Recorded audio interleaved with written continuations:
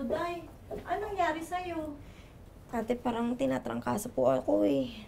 Halika na, Wendy. Ako na maghahatid sa'yo sa school. At baka mahawa ka pa dyan.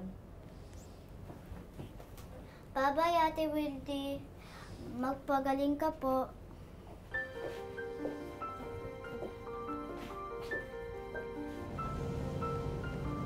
Day, kumain ka na. Walang laman yan sa mura mo para makainom ka na rin ng gamot.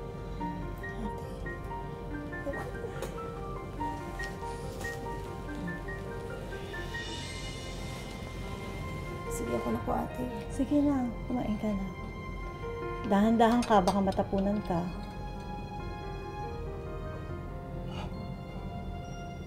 Salamat po ate.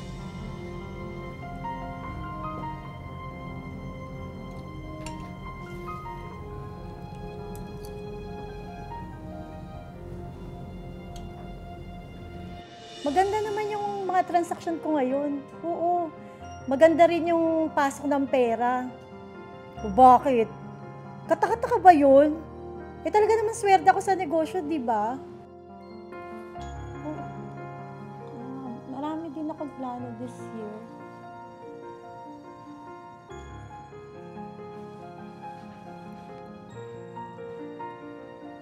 Oo. So sige na, tawag na lang ako ulit ha. Okay, bye. Hayaan niyo po, nanay. May naipon naman po ako dito kahit papaano. Papadala ko na lang po sa inyo para may maipampagamot po kayo kay tatay. Opo. Sige po. Tatawag na lang po ako ulit sa inyo bukas, ha? Sige po. Sige, nay. Bye.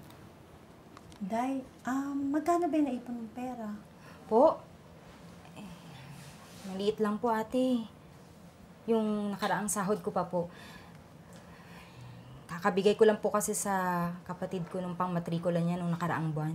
Ganun ba? O, ito kunin mo na.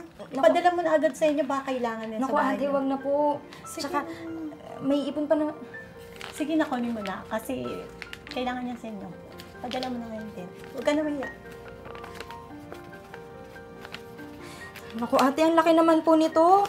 Eh, baka po hindi ko maibalik sa inyo to agad. Okay lang yan. Sige na, kunin mo na. Walang problema dyan.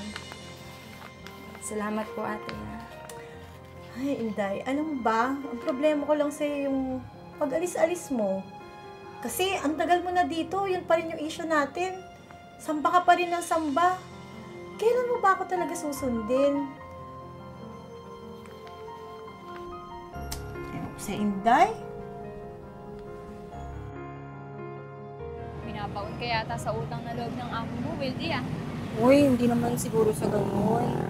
Eh, naramdaman ko naman yung nabukal sa kalooban ni ate yung pagtulong sa akin. Paano kapag gusto mo na talagang umalis? Paano ka pa maninindigan? Alam naman ni Ate Lori yun eh. Hindi ko ipagpapalit ang pagka-iglesia ni Cristo ko. At matagal ko na yung napatunayan sa kanya. Paano pag ginipit ka? Kasi pamukha pa lahat ng mga bagay na binigay niya sa'yo. Naku, katapos-tapusan yan, ikaw na nga masama, ikaw pa napahamak. Hindi naman siguro ganun si Ate Lori. Pakiramdam ko At saka, mabait naman talaga siya, pero may mga pagkakataon lang talaga na masungit siya. Pati laging sinisigaw kasi nga, stress, busy sa trabaho, tsaka sa negosyo niya. Eh, di ba? Sabi mo, ilang katulong na yung umalis sa kanila. Ito lang, sinabi mo rin, meron na namang umalis. Naku ikaw na lang yata ang nagtsatsaga sa kanya. Alam mo, matagal-tagal na rin ako sa kanila. Tsaka nakitaan ko na rin siya ng kabutiang loob. Eh, may mga pagkakataon nga lang na nakakapagsalita siya ng masakit, pati masungit. Pero nararamdaman ko mabuti yung kalooban niya. Nung nakaraang araw nga, nakita ko na tumulong siya sa ibang tao pati hindi siya madamot. Kaso, hanggang ngayon, inaadlangan ka pa rin niya sa mga pagsamba mo. Kasi nga hindi niya pa alam kung ano yung pananampalataya natin. Pati akala niya hindi ko siya sinusunod. Akala niya kung ano yung gusto ko, yun lang yung ginagawa ko. Matagal ka na sa kanila. Sino bang mag-aakala na magtitiis ka sa sitwasyon mo dun, no? Na nga hindi ko rin nakala Pero, tingnan mo kung umalis ako dati pa, paano ko mapapatunayan na tama ako? Yun nga, dahil sa may pinaniniwalaan ako, may pinaninindiganan ako.